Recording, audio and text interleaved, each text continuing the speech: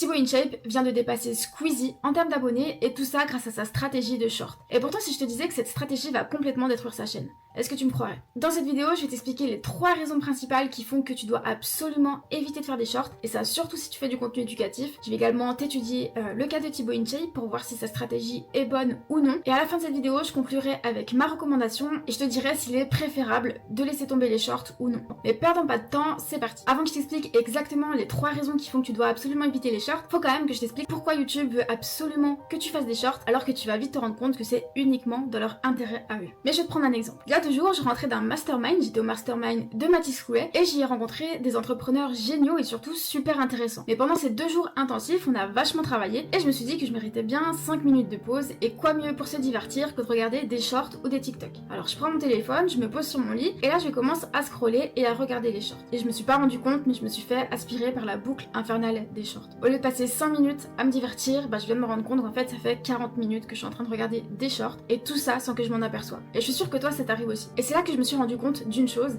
c'est que YouTube avait réussi son objectif, me faire rester sur la plateforme le plus longtemps possible, et ça par tous les moyens possibles. Parce que oui, il faut savoir que YouTube se rémunère si tu restes longtemps sur la plateforme grâce aux publicités. Et c'est pour ça que YouTube et tous les gourous te disent que tu peux complètement faire propulser ta chaîne grâce aux shorts, que tu vas faire des millions de vues, que tu vas être bien monétisé, etc.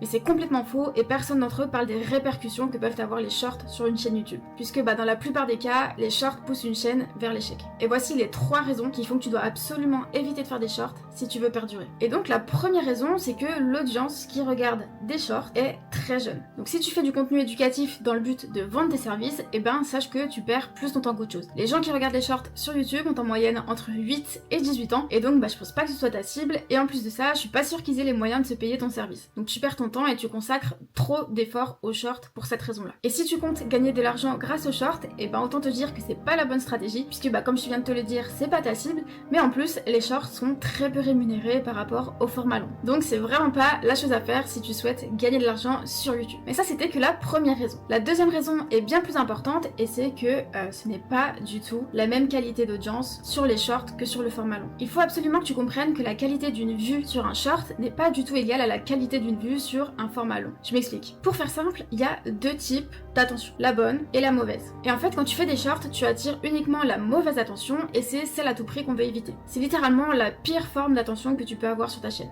Pour la plupart, ils sont incapables de rester plus de 15 secondes sur une vidéo, notamment à cause de TikTok qui a complètement bousillé la concentration de tout le monde. Et même si tu arrives à faire venir tes viewers de short vers ton format long, ils ne resteront jamais plus de 30 secondes sur ta vidéo, et donc ça va complètement détruire tes statistiques. Et donc c'est absolument pas la catégorie de gens que tu cherches à attirer et à fidéliser sur le long terme. Parce qu'en vrai, quand tu regardes des shorts, t'es jamais dans un mood de concentration. T'es aux toilettes, t'es dans l'ascenseur, t'es en train de faire la queue pour je ne sais quoi. Ils ne sont absolument pas dans un mood de regarder une vidéo longue. Et c'est pour ça que le temps de visionnage moyen d'un short, c'est 10 secondes. 10 secondes, c'est vraiment très peu, et pour que tu t'en rendes compte, c'est approximativement le temps que j'ai mis pour annoncer cette phrase. Mais reprenons l'exemple de tout à l'heure où je te disais que j'étais restée 40 minutes sur YouTube à regarder des shorts, et on va faire quelques calculs très simples. Si on reprend le temps de visionnage moyen d'un short qui est de 10 secondes, on peut très rapidement se rendre compte que pendant ces 40 minutes, j'ai regardé à peu près 240 shorts de potentiellement 240 créateurs différents. Je sais pas si tu te rends compte, mais c'est vraiment énorme. Et du coup, c'est sûr que je me rappelle pas des premiers shorts que j'ai regardés il y a 40 minutes. Faut vraiment que tu retiennes que les shorts, c'est la pire qualité d'attention possible. Et dès que les gens auront regardé tes vidéos, ils vont instantanément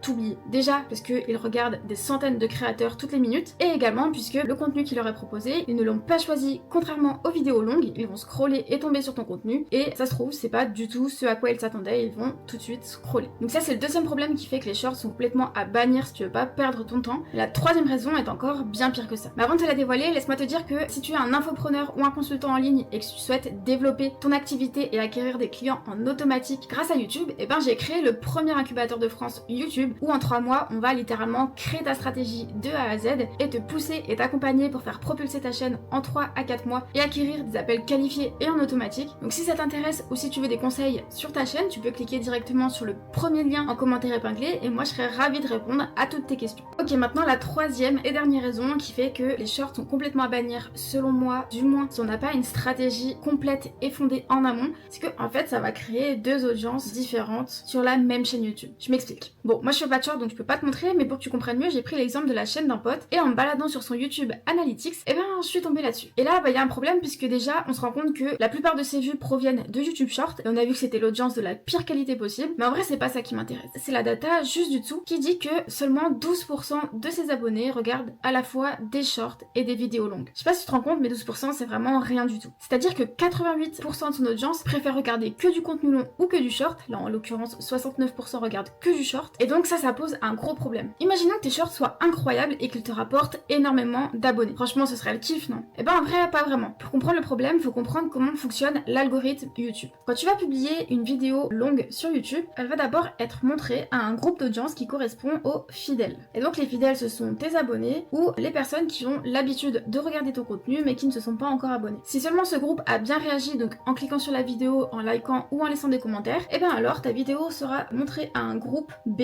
qui correspond à une cible un petit peu plus élargie. Et encore une fois, si ce groupe interagit bien avec ta vidéo, elle sera montrée au groupe C, etc. Et plus on avance dans les groupes, moins c'est des gens qui te connaissent ou qui sont intéressés par le domaine de ta niche. Ce qui fait que au début, le groupe A, donc le groupe des fidèles, et ben ce sont les personnes les plus susceptibles de cliquer sur tes vidéos longues. S'ils ne cliquent pas ou n'interagissent pas, et ben YouTube comprend que ta vidéo est nulle et qu'il ne faut pas la pousser auprès des groupes B, C, etc. Et ça pose un gros problème puisque 69% des gens de sa chaîne YouTube qui proviennent des shorts, et ben ne sont pas du tout intéressés par le contenu long, ne cliqueront pas du coup sur ces vidéos longues et donc aucune de ces vidéos YouTube ne sera poussée par l'algorithme puisqu'il n'y aura pas assez d'interaction avec ses fidèles. Et lui, tous les efforts qu'il fait en ce moment pour fidéliser son audience et se créer une audience de long terme, et ben en fait ils servent à rien. Alors attention, je dis absolument pas qu'il ne faut pas du tout faire de short, c'est seulement une stratégie qui doit être très poussée et qui demande d'être étudiée en amont, et c'est pour ça que la plupart des gens, je recommande de ne pas faire de short, mais parfois dans quelques cas les shorts sont utiles. Mais prenons du coup l'exemple de Thibaut InShape dont je te parlais au début de la vidéo. Thibaut, il a plus de 22 millions d'abonnés maintenant, il a gagné énormément d'abonnés ces dernières années et ces derniers mois, et ce notamment grâce aux shorts. Mais est-ce une bonne stratégie et n'est-il pas en train de détruire complètement sa chaîne à cause des shorts? Faut savoir que depuis que Thibaut publie 1 à 2 shorts par jour, il a gagné énormément d'abonnés ces dernières années et ces derniers mois, et aujourd'hui il a dépassé Squeezie et atteint les 22 millions d'abonnés. Mais est-ce que cette stratégie est payante et est-ce qu'il n'est pas en train de détruire complètement sa chaîne YouTube? Surtout que Thibaut, lui, a fait le choix de ne plus parler dans ses shorts pour que ses vidéos soient montrées à un plus grand nombre et que la barrière de la langue n'en soit plus une. Ce qui fait que de nombreux pays maintenant regardent son contenu, il gagne énormément d'abonnés, mais est-ce que c'est la bonne solution? Si on analyse un peu les performances de ses vidéos, on peut se rendre compte qu'il y a quelques années, ses vidéos longues faisaient bien plus de vues que ses vidéos actuellement. Alors que il y a quelques années, il était très loin d'avoir tout ce nombre d'abonnés qu'il a acquis grâce aux shorts ces 2 dernières années. Par exemple, là, on peut se rendre compte que la barre des 2 millions de vues était quasiment tout le temps atteinte. Pareil pour ce screen où quasiment il faisait entre 2 et 3 millions de vues par vidéo. Mais si on analyse ses vidéos plus récentes, on peut se rendre compte que les vidéos ont du mal à dépasser le million de vues, ce qu'il faisait quasiment tout le temps avant avec beaucoup moins d'abonnés. Et ça, c'est le problème des shorts, c'est que on se retrouve avec des vidéos qui font beaucoup moins de vues que le nombre d'abonnés. Et ça, c'est un très gros problème. Est-ce que cette stratégie, c'est une erreur de sa part? À vrai dire, seul l'avenir nous le dira. Pour moi, Thibaut, il est très loin d'être bête et il a une stratégie très poussée, notamment au niveau des shorts, et il a une constance incroyable dans ses publications. Donc, est-ce que c'est une erreur pour le moment? Je peux pas le dire, on verra par la suite et avec les stats de sa chaîne si elle continue à baisser ou pas pour le format long. Mais maintenant, est-ce que toi, tu devrais faire des shorts? Moi, comme je te l'ai dit tout le long de cette vidéo, c'est quelque chose que je déconseille. Mais après, si tu veux vraiment faire des shorts parce que c'est ton kiff et parce que tu aimes faire ça, la chose que je te recommanderais, c'est de faire une chaîne spéciale dédiée aux shorts, comme le fait notamment MrBeast avec sa chaîne secondaire nommée MrBeast 2, qui publie uniquement des shorts et qui est là pour attirer du monde sur son autre chaîne. Pour moi, c'est la seule solution si tu veux te créer une audience solide et fidèle sur le long terme qui regardera tes vidéos longues par la suite. Selon moi, il faut que tu te concentres uniquement sur le format long ou le format court, mais faire les deux choses, pour moi, ça va te faire perdre énormément de temps. C'est deux formats qui sont complètement différents, qui demandent des compétences différentes, qu'il faut apprendre à maîtriser au fil du temps. Et donc, si tu essayes de faire les deux en même temps, c'est comme si tu essayais d'être bilingue en anglais et en allemand en 2 mois, alors que c'est complètement impossible. Et si tu choisis de te spécialiser dans le format long, il faut surtout pas que tu négliges l'introduction. J'ai remarqué qu'énormément de gens peinaient à faire une bonne introduction et pourtant les 30 premières secondes sont super importantes, puisque c'est à ce moment-là que le viewer va décider de continuer à regarder la vidéo ou commencer à chercher une autre vidéo sur le côté. Donc si tu veux apprendre à faire une bonne intro qui captive dès les premières secondes et qui pousse le viewer à rester jusqu'à la fin de la vidéo, je t'ai fait une vidéo complète à ce sujet que tu peux voir en cliquant juste ici. Moi en tout cas, je te souhaite une très bonne journée et je te dis à la semaine prochaine.